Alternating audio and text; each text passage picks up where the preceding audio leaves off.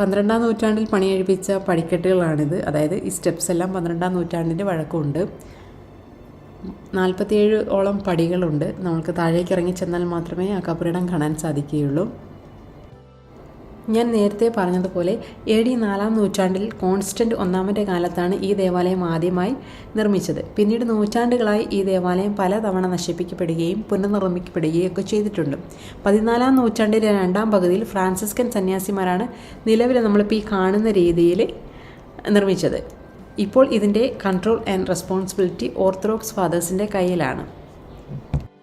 കുരിശുയുദ്ധക്കാരുടെ സമയത്താണ് മോസ്റ്റ്ലി ദേവാലയങ്ങളൊക്കെ നശിപ്പിക്കപ്പെട്ടിട്ടുള്ളത്.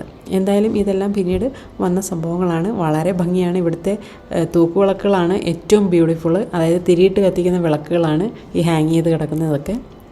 വളരെ ഭംഗിയായിട്ടുള്ള സ്ഥലമാണ്. ഇത് ശരിക്കും കുരിശാകൃതി തന്നെയാണ്. ലെഫ്റ്റിലോട്ടും റൈറ്റിലോട്ടും സ്പേസ് ഉണ്ട്.